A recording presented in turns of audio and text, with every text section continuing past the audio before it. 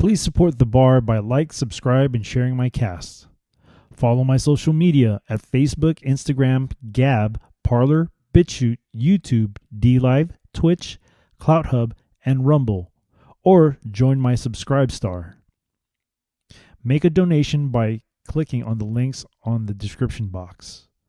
I am a listener-supported show, so any of the above is greatly appreciated. Help me grow and spread the truth, since the mainstream media obviously does not want to support truth. All links are listed on the description box.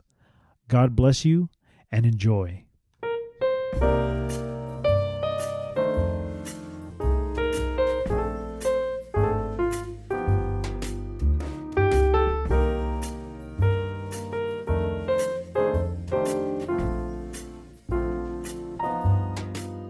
Welcome to the Speak Uneasy, a safe space where cancel culture does not exist, because we are in a different prohibition era.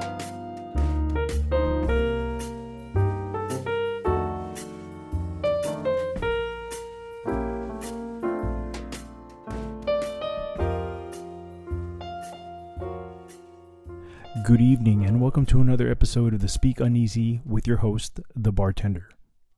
So tonight's random read is going to come off of the first book of Kings, chapter 11, verses 9 through 13. And boy, everybody better listen up to this one. It's titled God's Anger. And the Lord was angry with Solomon, because his heart was turned from the Lord God of Israel, which had appeared unto him twice, and had commanded him concerning this thing, that he should not go after the other gods. But he kept not that which the Lord commanded. Wherefore the Lord said unto Solomon, Forasmuch as this is done of thee, and thou hast not kept my covenant and my statutes, which I have commanded thee, I will surely rend the kingdom from thee, and will give it to thy servant. Notwithstanding, in the days I will not do it for David thy father's sake, but I will rend it out on the hand of thy son. Howbeit, I will not rend away all the kingdom, but will give one tribe to thy son for David my servant's sake, and for Jerusalem's sake, which I have chosen. Once again, this random read comes from the first book of Kings, chapter 11, verses 9 through 13, God's Anger. Now, the message I think God is telling us is very apparent. Many of us have veered away from God.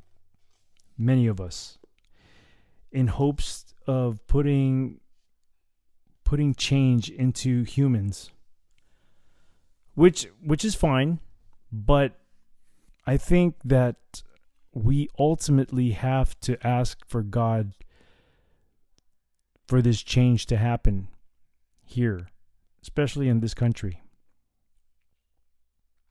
We have forgotten him. And remember, he is the creator, and he has blessed us with all these things here on earth. And I think that many of us, and look, I'm guilty myself. At a point, I did veer away from God. Never denied God, but I did veer away. But I'm very fortunate to have come back to him. And I think we all should remember God. So, that's my take on tonight's random read. Now, for tonight's cocktail, we're going to make one of my favorite cocktails. This one's called the Penicillin. So, we're going to do a little history on the penicillin before we make it. And this one is going to come from vinepair.com. And the article is by Aaron Goldfarb.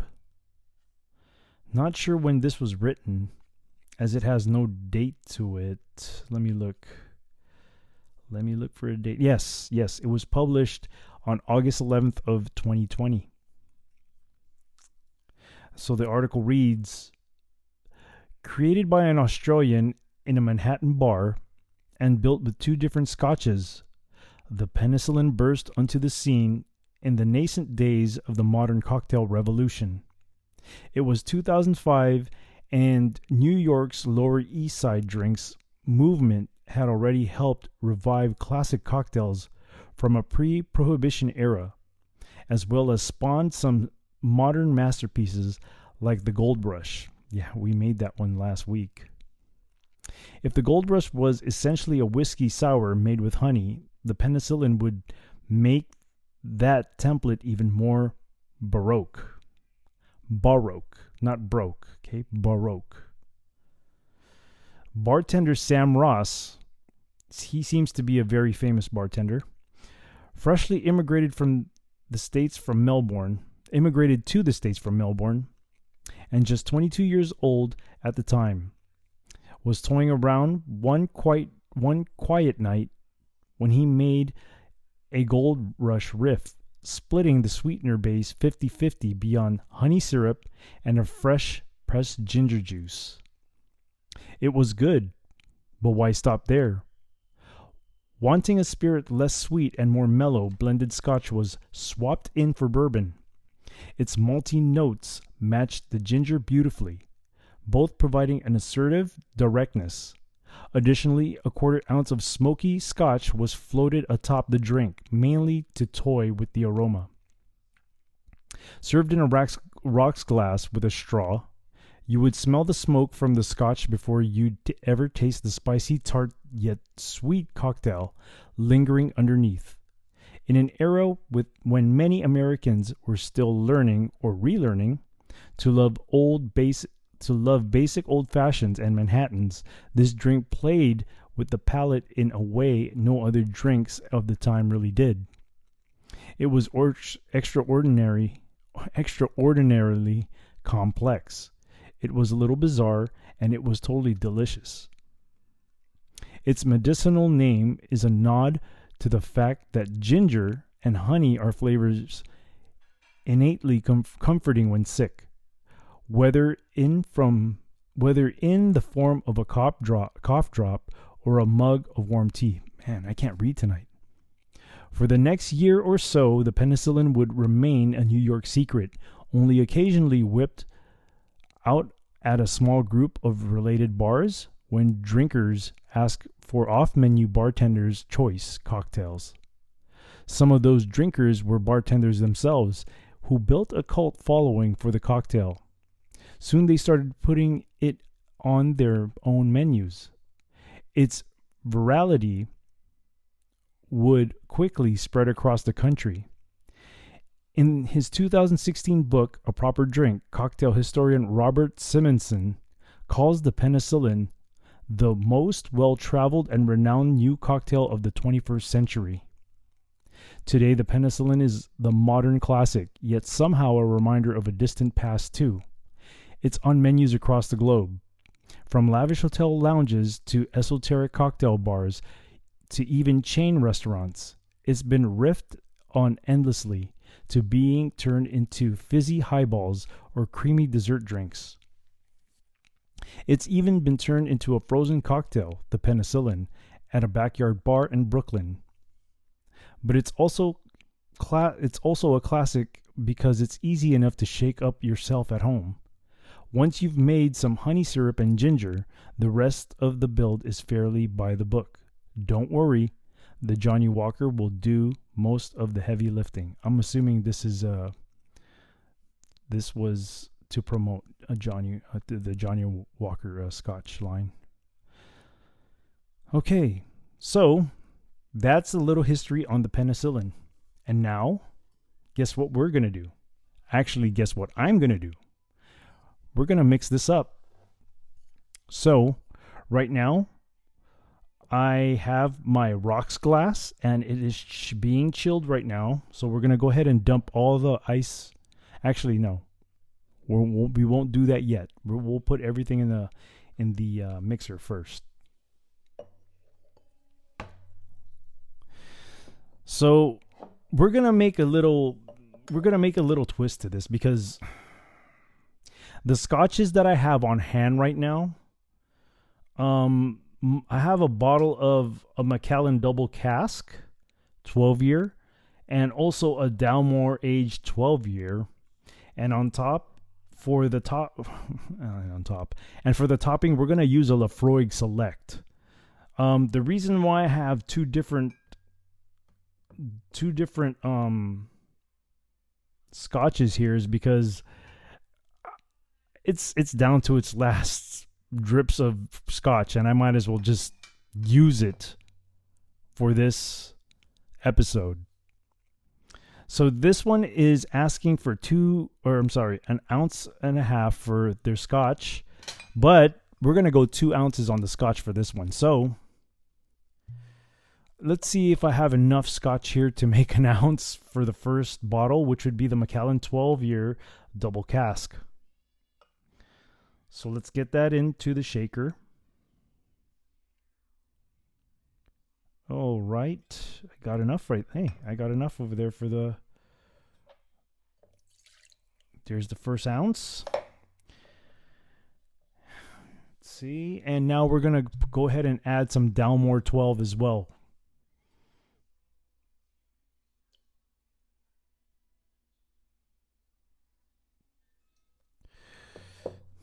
Okay, there goes the Dalmore 12 in with the Macallan 12. Next, we're gonna go ahead and put 3/4 ounce of honey ginger syrup, and the one I got here is by Bar Smith, and of course you can home make your own, but we're just gonna go ahead and use their honey ginger syrup. Okay, let me put 1/4 ounce more, because I got 1/2 ounce in there on the jigger. Okay, so we're going 3/4 ounce of honey ginger syrup. Next, we're going to take 3/4 ounce of lemon juice, and I have a not freshly squeezed, but it's been squeezed lemon. So we're going to put 3 ounces of that into the shaker. And now we're going to go ahead and put ice inside the shaker.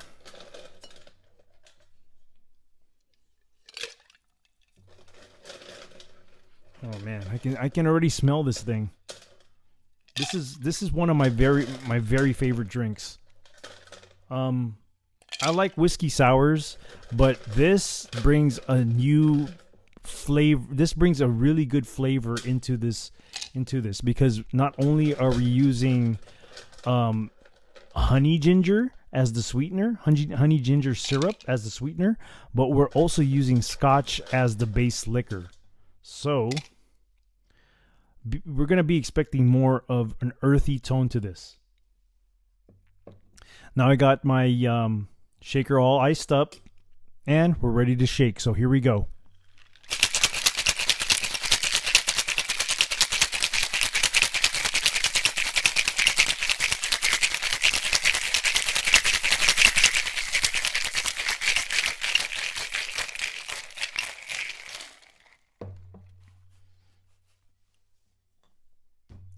We're going to go ahead and dump the ice and the ice water out of my glass as it was chilling.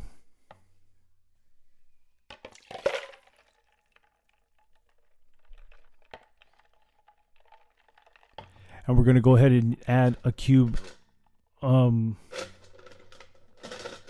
ice.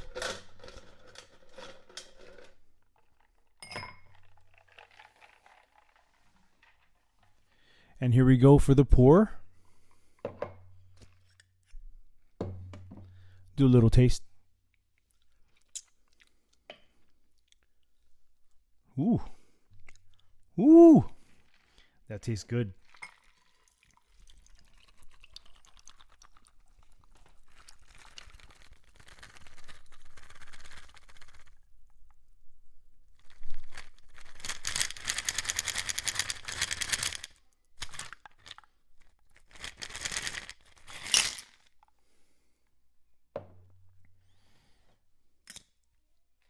Now, usually, before I top off the,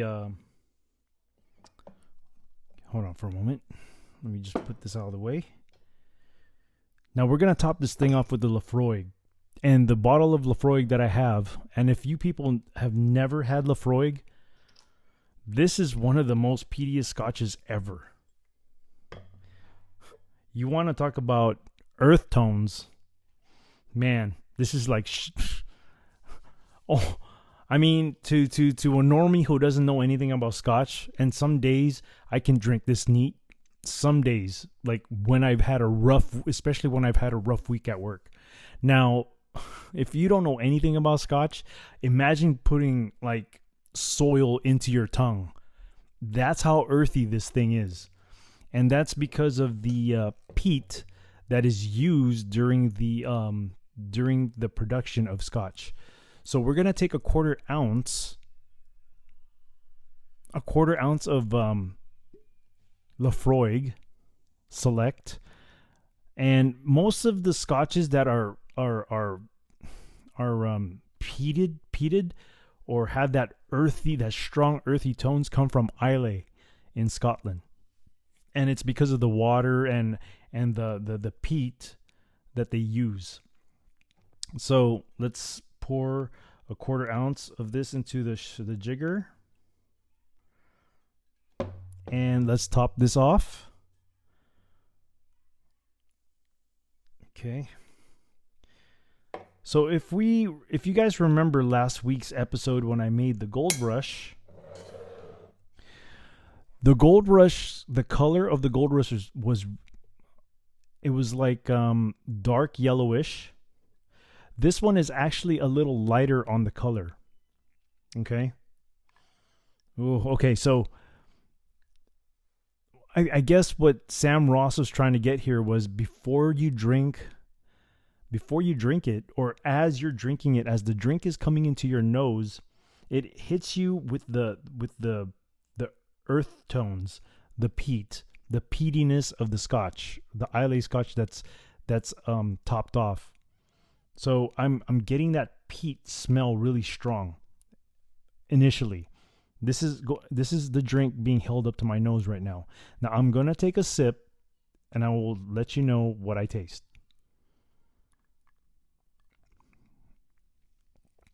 Oh, okay.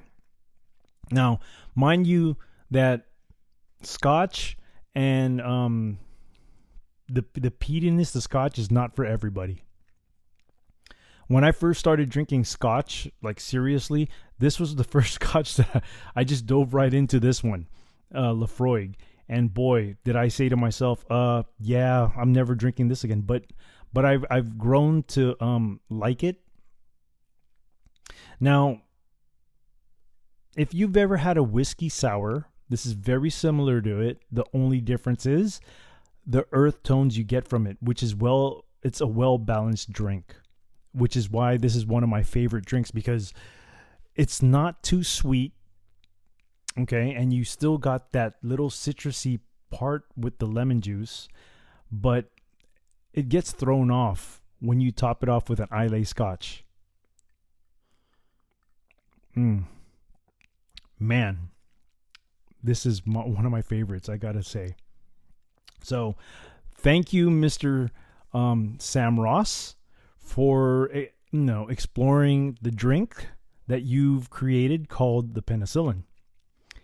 And I hope you guys enjoy a Penicillin, as this is one of my favorite drinks. So, Slan Java.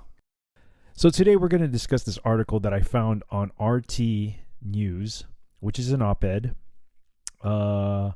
This article was written on March 24th of this year, and I thought this was an interesting read. So the title reads, "I'm done, Britain. When a copper pen a heartfelt resignation letter like this, it shows we live in a warped and broken society." Kevin Hurley is the former head of counterterrorism at the City of London Police and a reservist army officer. He has spent 2 tours in Iraq and 1 in Afghanistan addressing insurgency as both a police specialist and a soldier.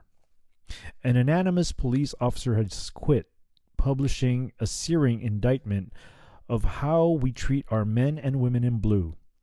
Having worked in policing for nearly 40 years, I recognize the sentiments and I despair.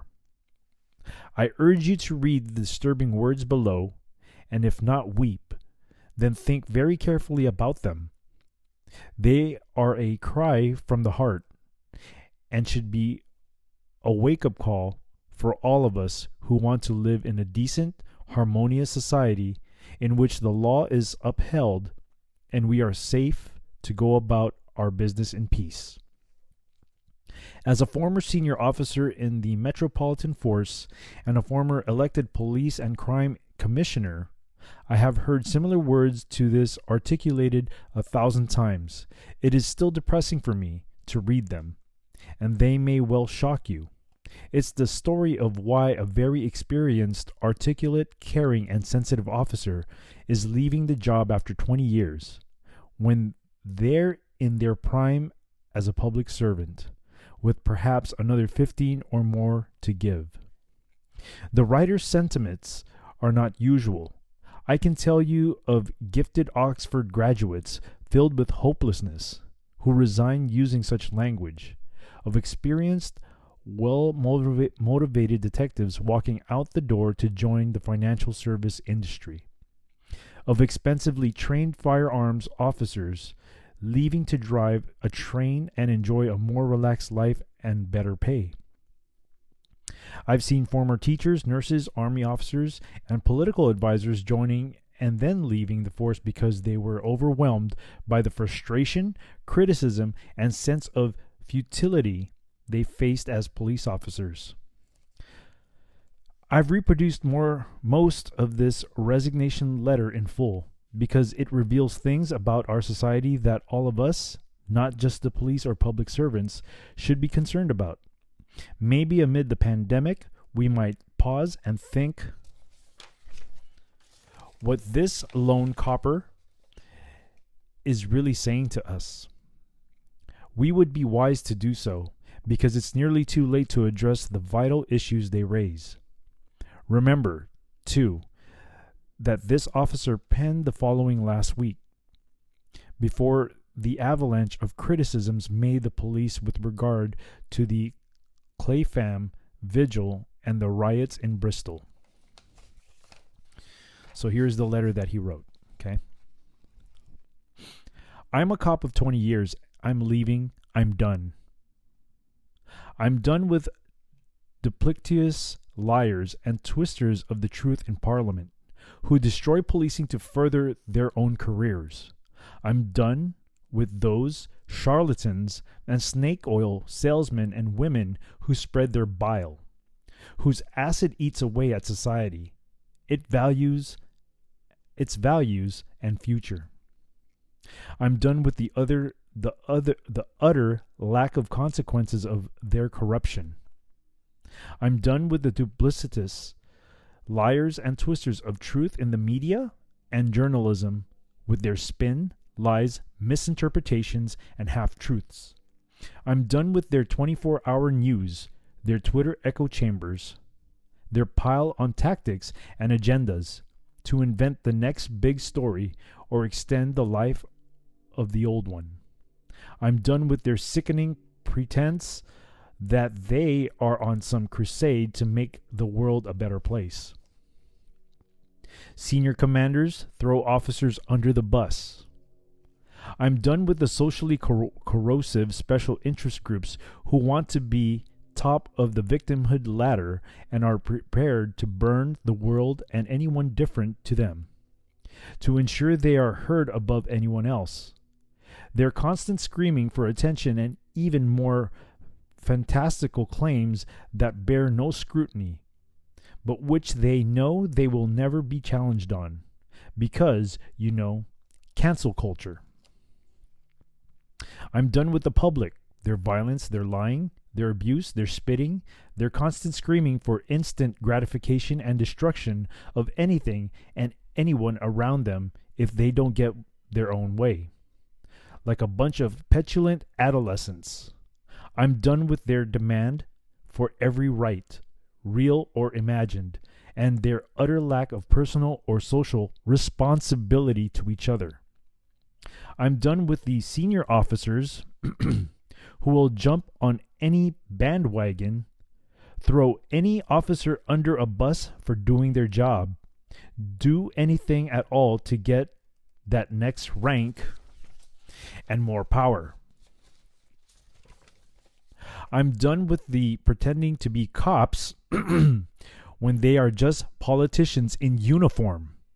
At least real politicians don't seek to hide their stench and are for all the world to see in all their obnoxious, odious glory.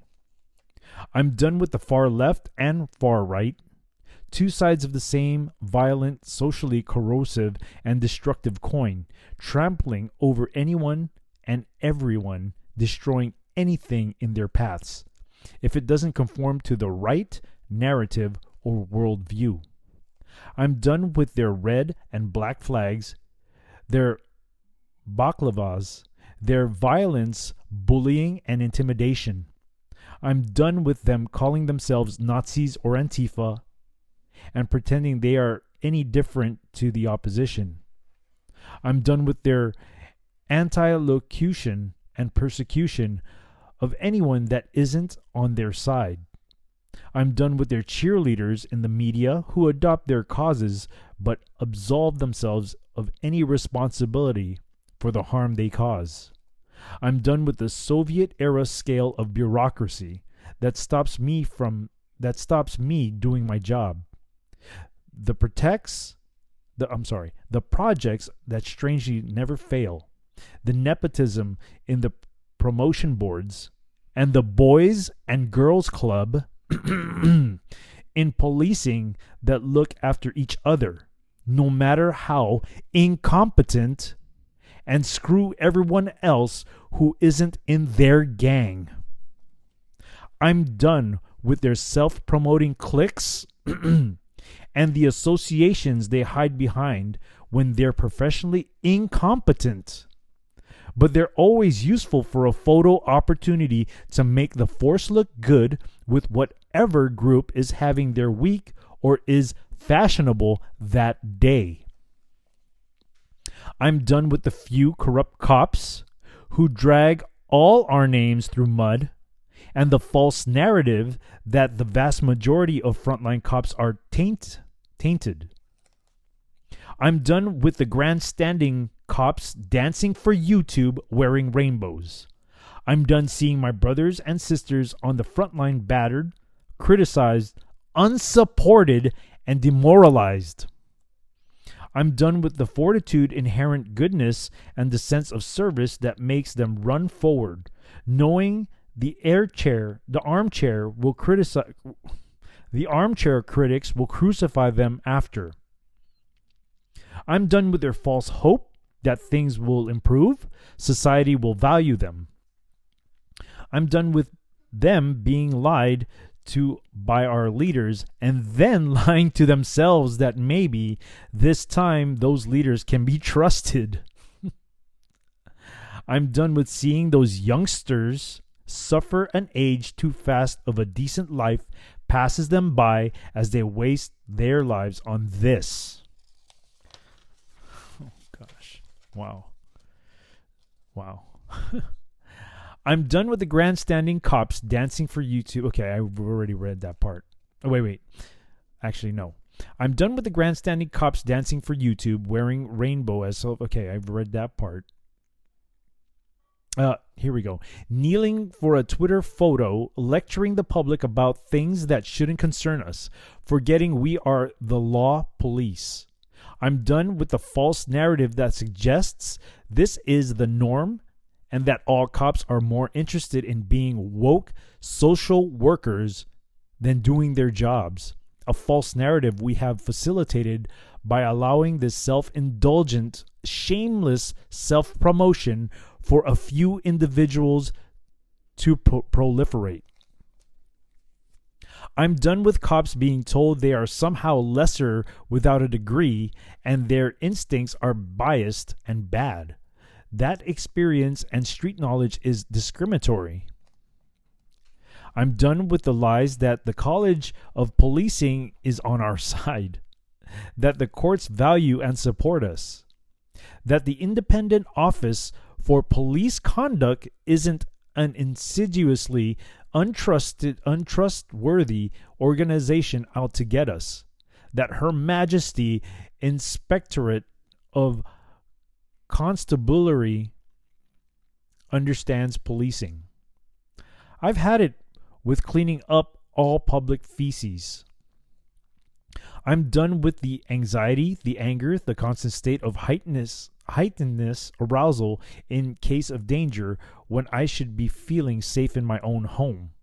I'm done with the corrosive damage to my physical and mental health, sacrificed for a country and public, serving both in green and blue for a country that couldn't give a toss. I'm done with the deaths, the suffering, the violence, the dishonesty, the predatory behavior, and all the other public feces that you ask us to clean up. I'm done with the indescribable levels of frustration, rage, hate, and despair that all of the above has filled my life with all I wanted to do was look after the good people and lock up the bad. I'm done with the criticism, the cynicism, and the distrust that's left me with, and the times I've put my family last to ensure I was there for someone else's. I'm done with the pain it causes them to see what this job does to us. I'm a cop of 20 years service, and I'm done with it. Sort your own mess out, or don't, and let it all collapse around you. I'm done, and I really don't care anymore. What a letter. What a letter. And I have a feeling that this pans through with a lot of great cops out there. It does. I'm pretty sure it does. This speaks a lot. Reading this, I am sure about one thing. This is a good officer talking, and she or he is passionate and still cares, but has had enough. Their resignation, one more, alongside the ever-growing thousands of experienced coppers, will be a loss to us all. Boris Johnson's promise of 20,000 novice police officers in 3 years will go nowhere near making up for them. I know the police in intimate detail, how most of them think and why they do what they do. The constables, inspectors, superintendents, and chief officers. I doubt any of them would disagree with most of the sentiments expressed here, unless they were after promotion, of course. I don't know about you, but what this officer is telling us is clear. We are in trouble as a society. The woke and the special interest groups are starting to wag the dog. The bottom line is that this nation has been able to create the values, security, lifestyle, social support services, and freedom of expression we all enjoy for one reason. Lots of people have worked to build and protect it. We are now in danger of seeing what we cherish eroded and taken away by those who feel they have a right to do so. Probably the last line in defense against the crashing waves of self-entitlement and the predatory is the police. From what this officer tells us, that crumbling wall is in grave danger of collapse under the weight. We have been warned. Wow. Once again, this article was written at the RT News, and it's an op-ed. Man. Wow. I mean, where do I begin with this? I mean, we just saw a mass exodus of cops in New York last year, a lot of them retired because their administration had no backbone in protecting them.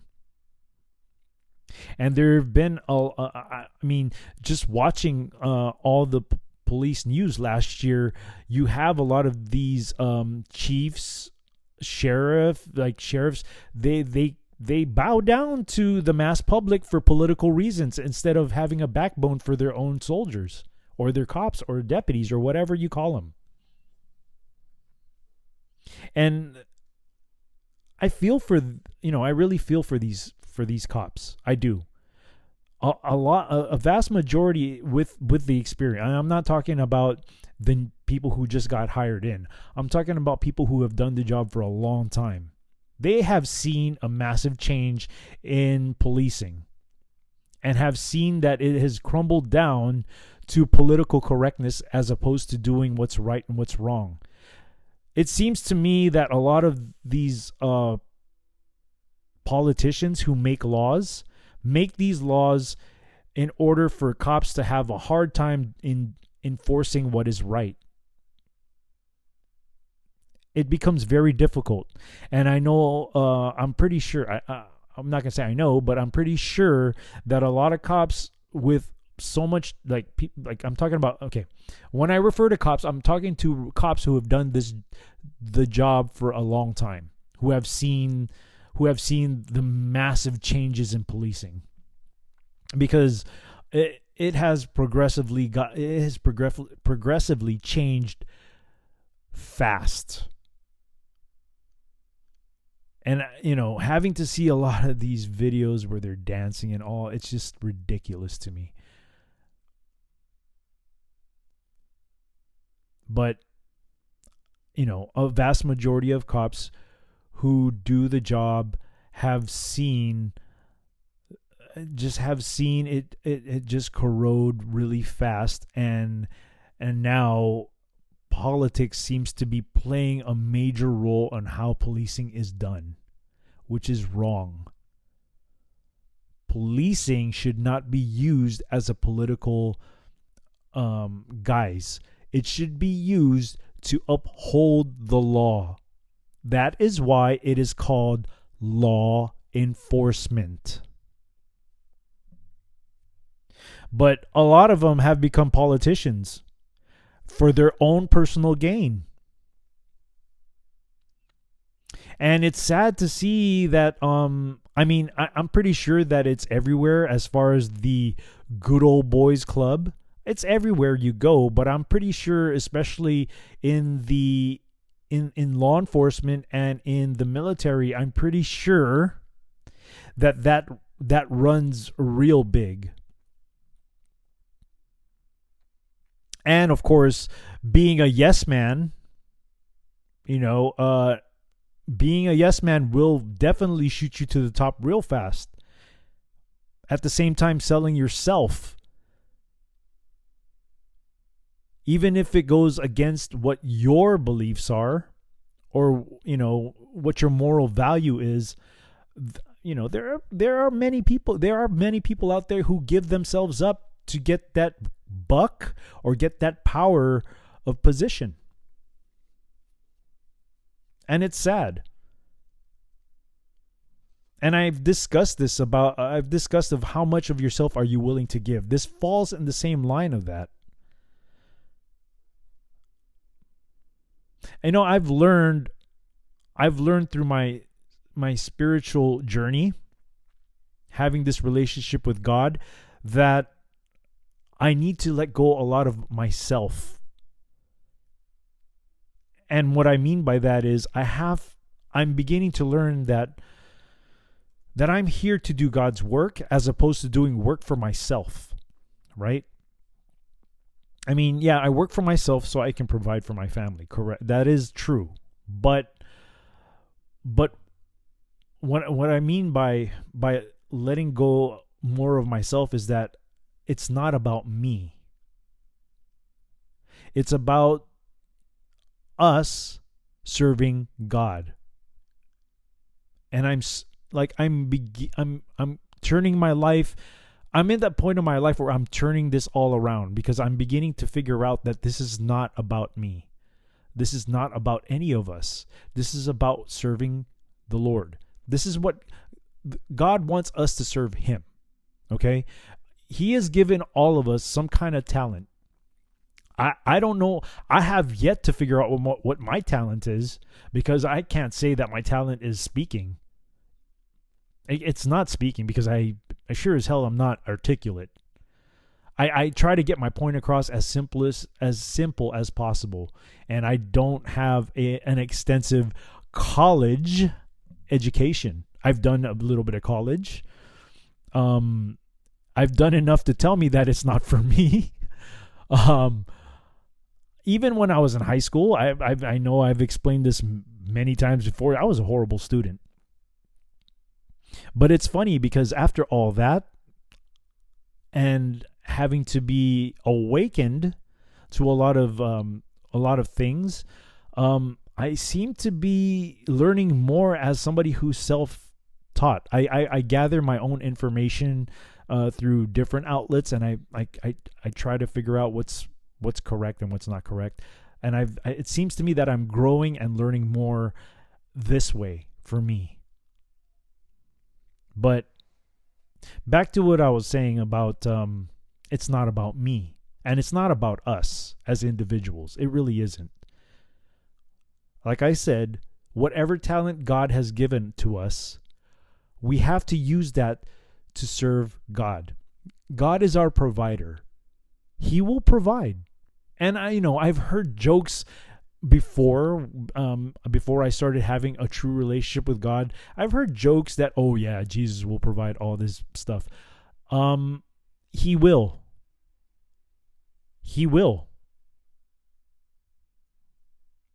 So far, there have been times where I've been very, very fortunate, very lucky, and I gotten more than I wanted because of my faith. Not to mention meeting awesome people, having connection. Like when I meet certain people, I feel that connection, that really strong connection. And with this whole community of these patriots, I've met I haven't physically met them, and I've met them through chats and all these outlets and all these shows that I watch. Man, you want to talk about the most passionate people out there for what's right? You can't meet a more dedicated bunch to God, to freedom, and love of family and country. You couldn't find a more genuine place than to go to these places and meet them. But it's really sad about the article that I've read, because it's true. It's true. A lot of good cops, and like I said, I'm talking about the cops who have done the job for a long time. I mean, getting beaten down every day for doing what is supposed to be right over the correct political decision. It's very sad.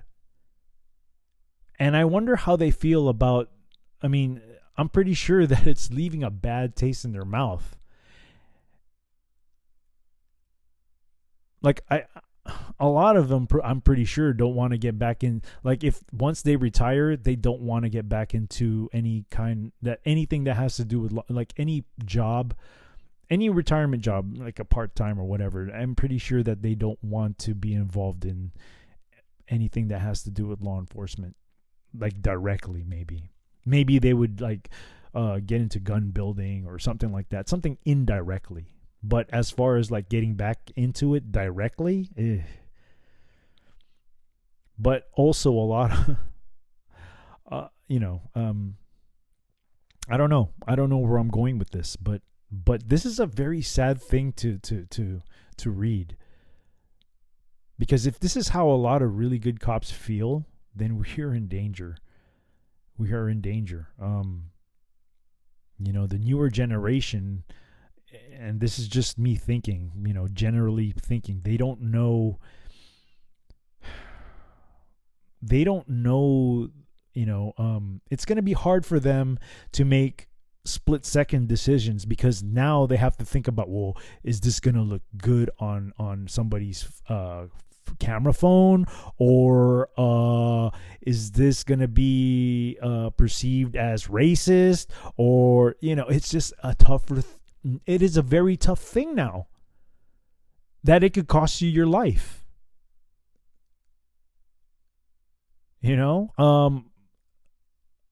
Especially if you're a white cop, right? Now you have to deal with a POC, person of color. And now you not only are you thinking about safety, but now you're thinking about, how's this going to look on TV? Am I allowed to do this? It shouldn't be that way. Your safety should be top notch, right? Because at the end of every shift, I remember this line from the movie The Untouchables. You have to complete your first duty as a cop is to return home safely. I think it was Sean Connery's character who told that to Elliot Ness. Man, I forgot his name. My brain is being fried. But I remember him saying that, and it stuck with me from there. There's certain parts of that movie that stuck with me, but that was like one of the most key lines in that movie that stuck out to me. Go home safely at the end of every shift. Brilliant line. Kevin Costner. There you go. That was the actor. But I really feel for these cops. The young ones, they have more on their plate to think about now with making decisions on what they do. Because you have a bunch of people who have never done the job, who and I think they're called like independent review boards, where a lot of them has never ever done the job before, but yet they're the ones determining whether it's right or wrong about what they did. And you have a lot of other people who have climbed the ranks, who have forgotten how difficult the job was, because now the important thing for them is to gain that higher pay, the power, more money into their retirement, and they don't give a damn about what the up and coming cops do. The younger generation, they don't care. I mean, that's what I'm gathering just by reading this article. And just like everywhere else in a workplace, those who are in position of authority or power or supervisory, whatever you want to call it, the chain of command that's higher, even with the very few people who still have souls and backbones, when they do speak out on things that try to fix things the right way, they get shot down by people who are above them, or they get peer pressured into with people who are in the same level of them, and they just have to shut up and take it, and and that's that. I don't know. That's just the way. Just by reading this, this is what I gather just by reading this, because this is very sad. I'm so sad for them that. I'm so sad for a lot of cops with a lot of time who feel this way. It's a very difficult. Who would want to do this job? Who would want to do policing now? Right? I mean, I wouldn't encourage my kids to do this. Hell no. For what? For what? It doesn't seem that patriotism matters anymore. Only what looks good for the machine. Is sad. Sad. Even to people who believe in the Constitution, where they have taken oaths to the Constitution. It's very sad that it's come down to all politics. What looks good. It's very sad. So, enough on that topic. I'm going to take a break. when I come back, we will just have a free discussion on stuff. So stay tuned. And welcome back. So, just for discussion, let's talk about how all this information, as far as your truth-seeking journey goes, sometimes all this information can just burst your brain cells, right? And I've been doing this whole truth-seeking thing since 2006. I mean, I went down the rabbit hole. I went all in. Like, I dove head first. Of course, I've bumped into a few information out there that I thought was questionable. And to be quite honest, a lot of these things that I was learning, at first I was like, no way, this is not true. But the more I kept going in, the more it validated that a lot of the things that I was looking at were true. Now, sometimes it could be very overwhelming, and I've learned this through years and years and years of just being addicted to finding the truth, right? And I know that there's a lot of people out there who just started getting into this whole truth-seeking movement. Excuse me. Here's my advice for people who have just begun this expedition of truth-seeking, quote unquote. Because honestly, I have grown to figure out that the truth that I've been, and I've explained this already. I've grown to see that the only truth there is God. And all that other stuff is just entertainment.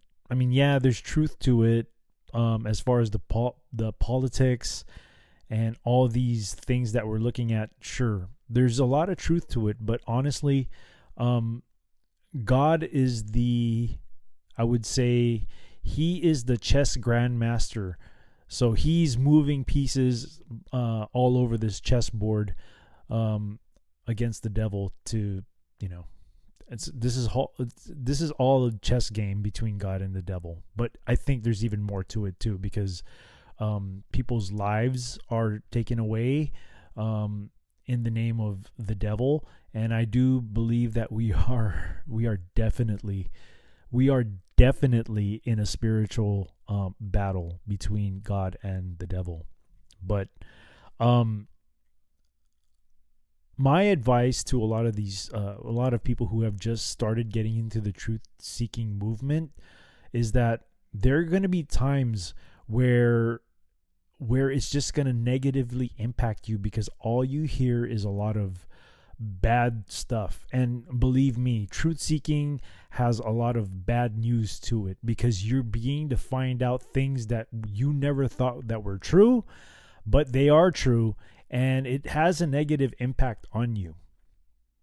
Now, my advice to a lot of people is to just take yourself away from it.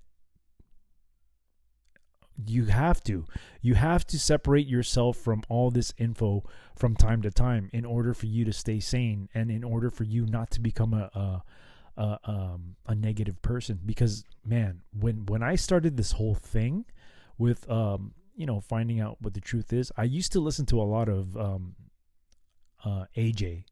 For those of you who know who AJ is, I'd rather not say his name, but I used to listen to him a lot, like religiously every day, and I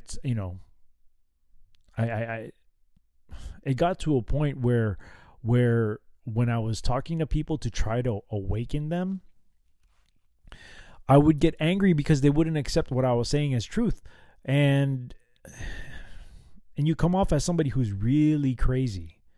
So man, I've learned through my experiences that you have to feel out people to see if they're open-minded, because the only the only type of people out there that you're going to get across to are the people who are open-minded.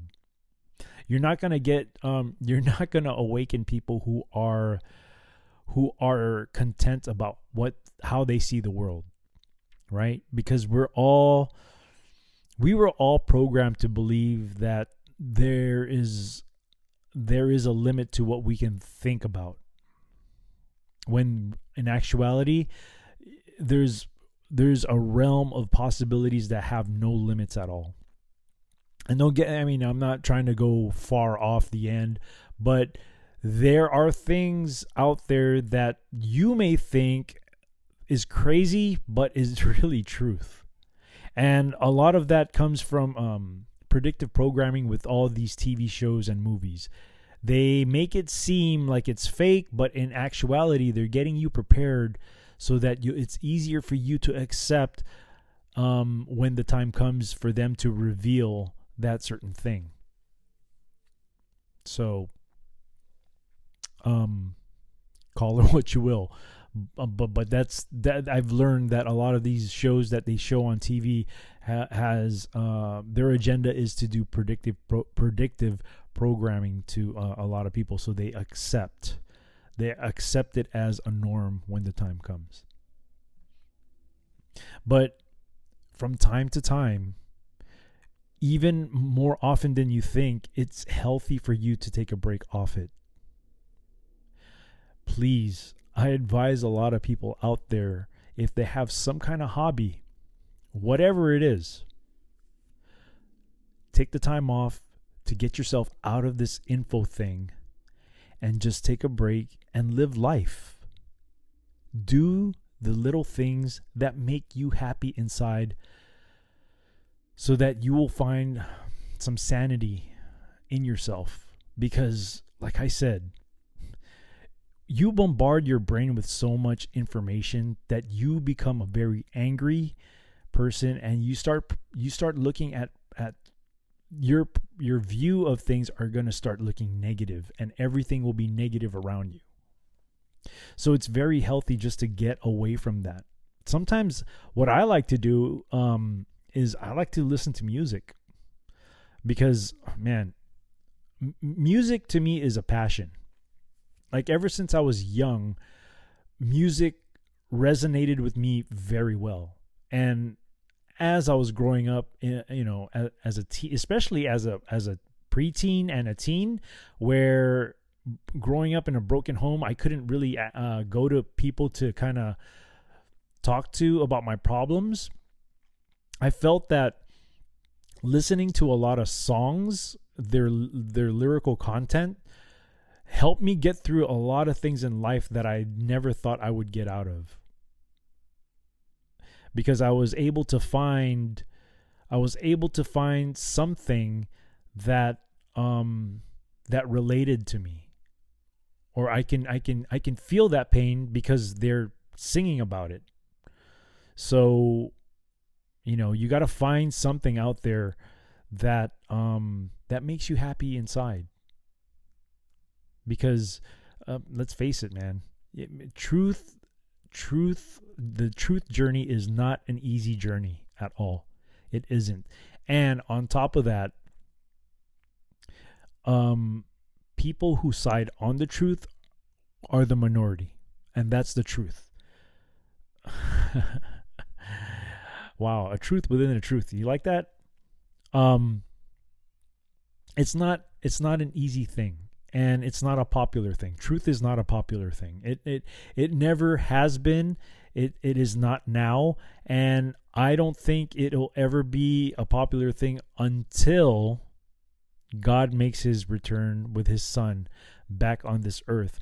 Then will people start flocking towards the truth, but by that time, it'll be too late.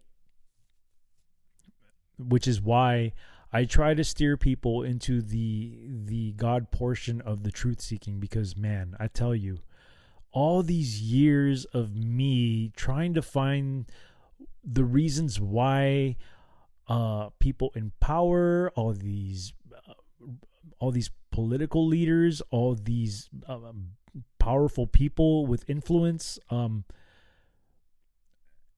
it's all man stuff, meaning it's all human stuff. And I said to myself, man, there has to be a bigger reason for all this, right? And the bigger reason was the spiritual control of things, which is why the devil is working so hard into destroying, everything that God has created. And the very few of us who side with God, we have to defend everything that God has created for us, including ourselves.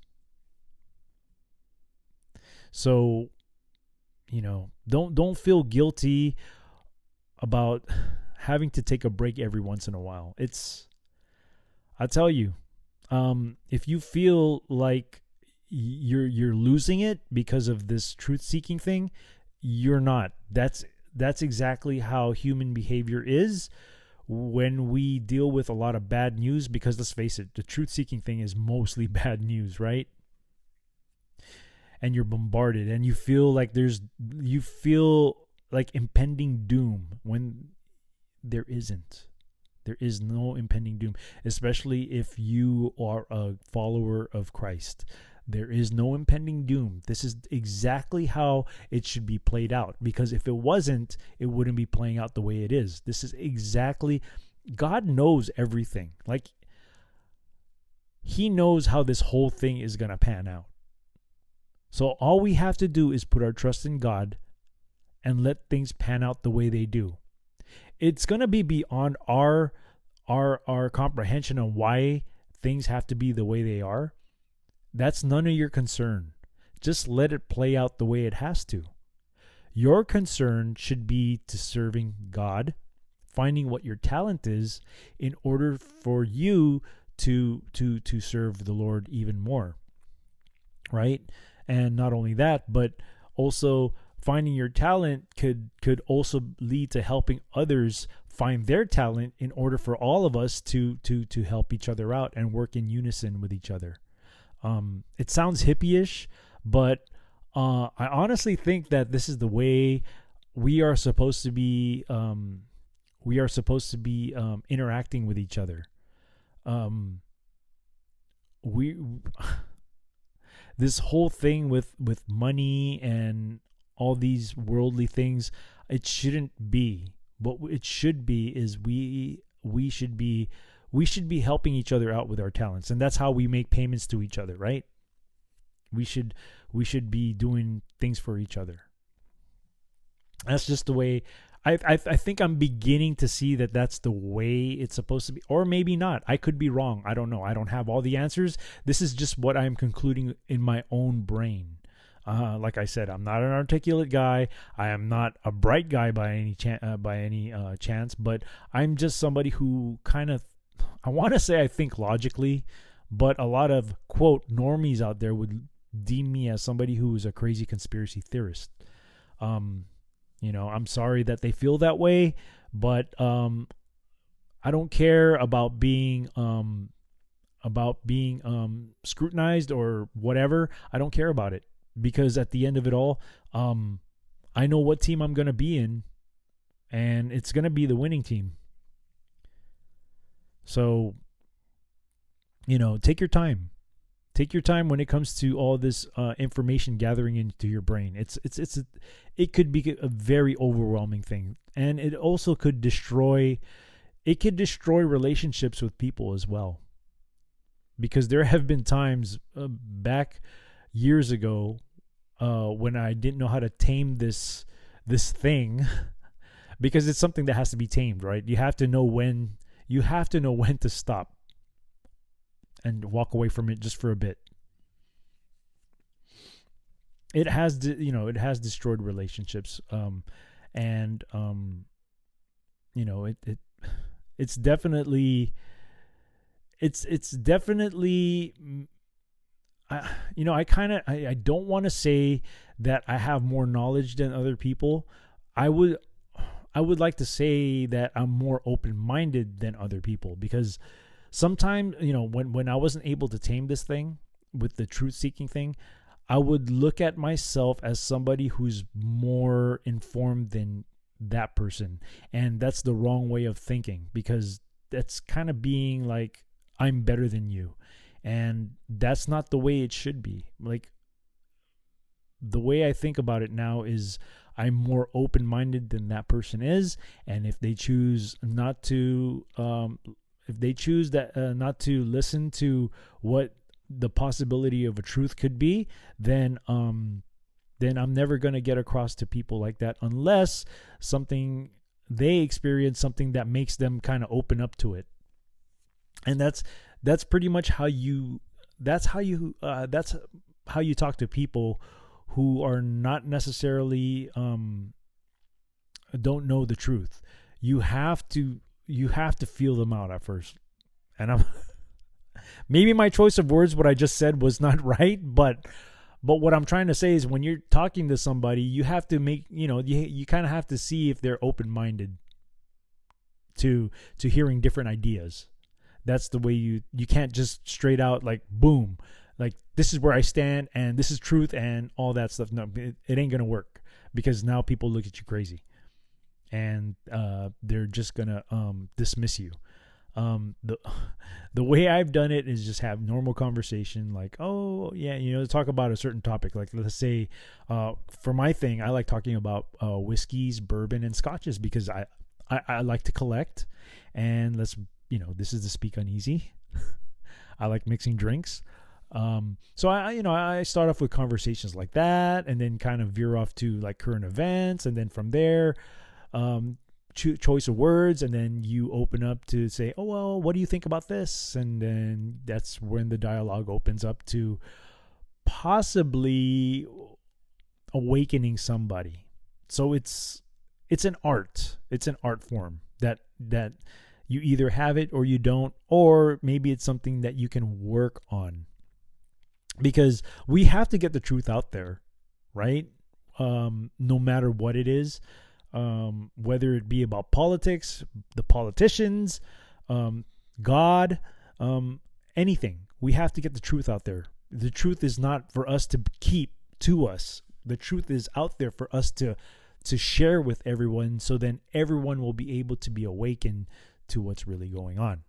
So yeah, I just wanted to talk on the second half of the show about how to kind of like, you got to take a break from it all. You do. Walk away from it, even if it takes like a month.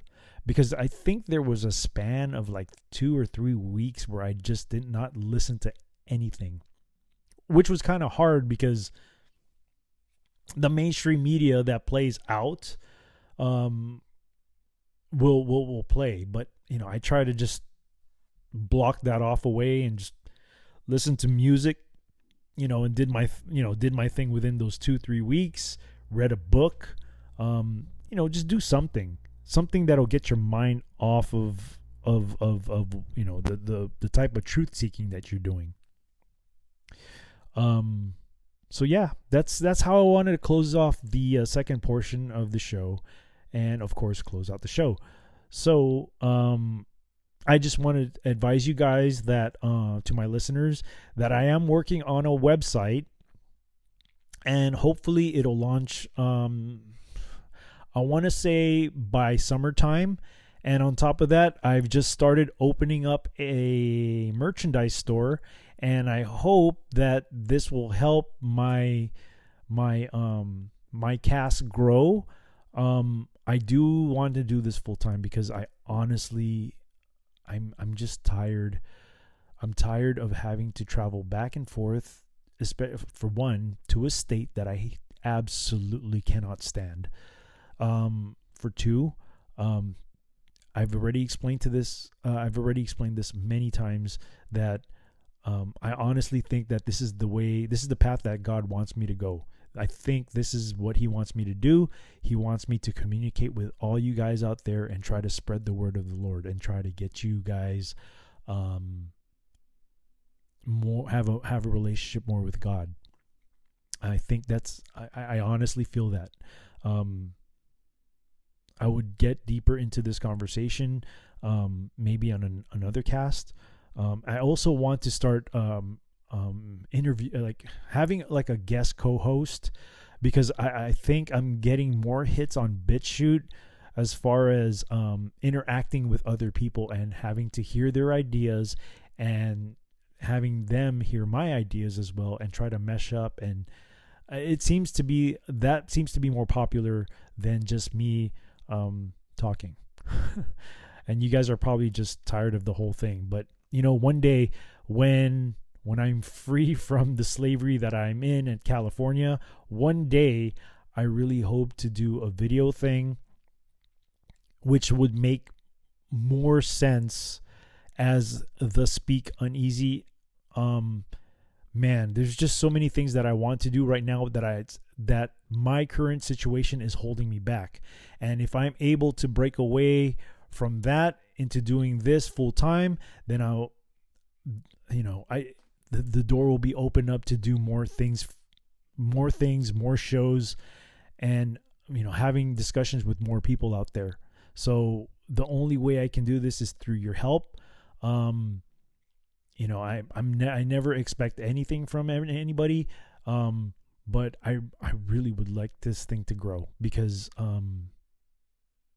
spreading the truth out there is like you can't get that on mainstream media. And I do believe that this is the new way of spreading the truth to people. And it doesn't have to necessarily be about news. It could also be about finding who you are inside, growing yourself as an individual to become a more better person, or things of that nature. I'd like this podcast to grow into a lot of other things, not just discussing all these topics, but also opening up to a different realm of discussion, topics of discussion. It could be about anything. It could be about anything. We're taking this back to the olden days where nobody would be offended by any type of discussion, because, man, I tell you, just like my intro says, this is a safe space where cancel culture does not exist. And we're going to keep it that way. And of course, we're going to keep it classy, because this is the Speak Uneasy, baby. So, till I reach out to you guys again, and as I end every cast, with that being said, the bar is now closed.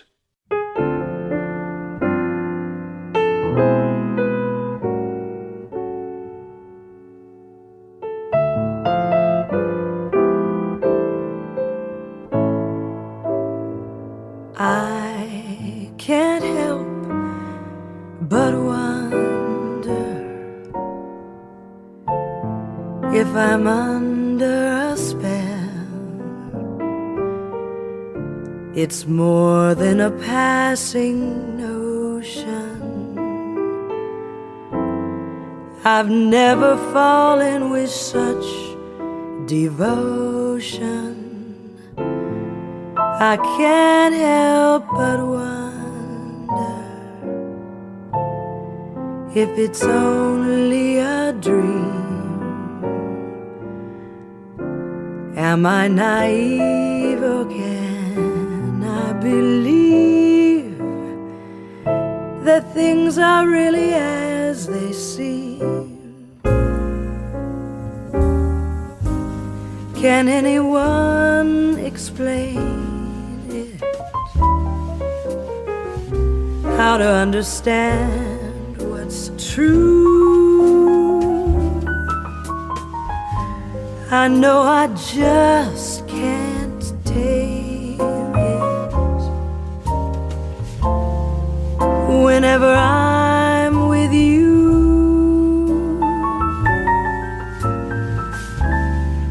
I can't help but wonder if you wonder about me. 'Cause lately I can't help but wonder how wonderful this might be.